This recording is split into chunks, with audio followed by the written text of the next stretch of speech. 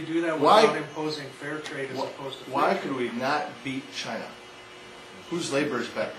Ours. It's not even close. Yeah, but they work for nothing over there. No, I understand.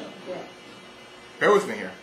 The reason their labor rates are so much lower is because we have made our labor rates so much more expensive with these regulations that are onerous, in many cases unnecessary. Okay, taxes that are onerous and in many cases unnecessary.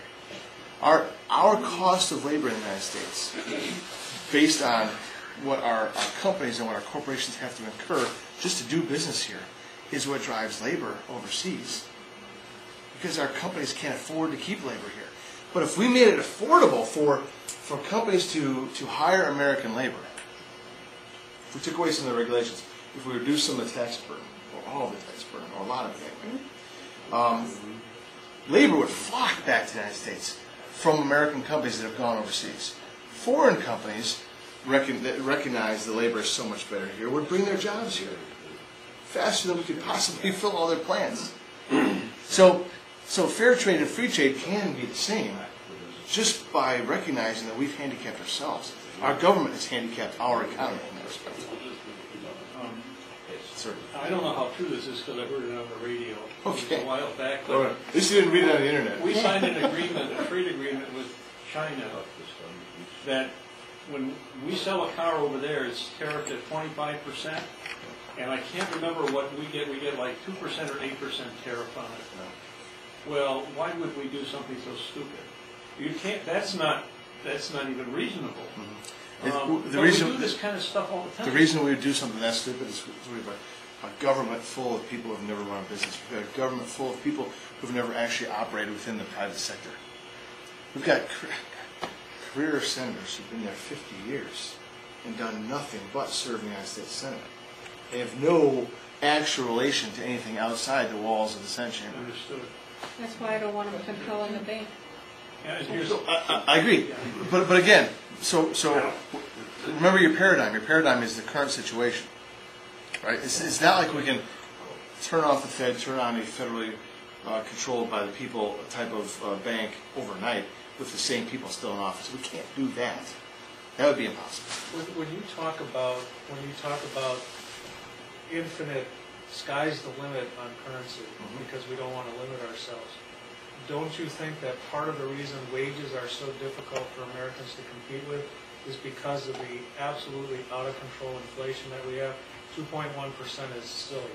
Because if you go back to when we were on a standard of a finite source to base our currency on, compared to today, the amount of inflation is in the 1,000%, not in 2%.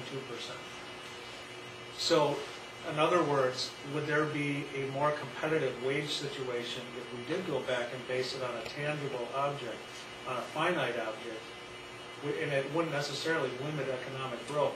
What I believe, if you look at things like the Federal Reserve and you look at international banking systems, fiat currency is an absolute must for them to be able to control sovereign debt, because you can't get into the sovereign debt crises if you are based on a finite set of principles for currency to be based on. Once you go off of that finite set of principles for currency, you can get into a fiat inflationary system where these banks own the sovereign debt of nations, and that's where we are today.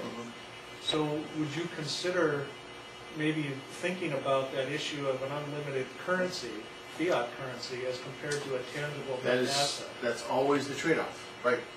Of course, and we've made that trade-off, so we are where we are today because we've made that. Yeah, but with a lot to get out of control too, right? So I completely understand what you're saying. Yes, absolutely. That's an evaluation process that if you didn't consider both, you wouldn't be doing your due diligence. It would just be irresponsible. So yeah, you have to look at the values of both. I can tell you just from the research that I've done and the people that I've consulted who are not just considered experts in the field, but they're pioneers in real solid economic thought and law. That they believe in a people-controlled national bank. It's really nothing more than for a lack of better terms, a depository for the funds and the assets that the country controls. What authorization in the Constitution is there for a national bank? I don't believe there is one. Okay? So why would we do that? But to regulate a currency. That is, to regulate, to coin money and to set its value, Right. correct. Right. But not a national, or national bank system. But I fear what we're doing here is we're not defining the central bank the same way. Okay?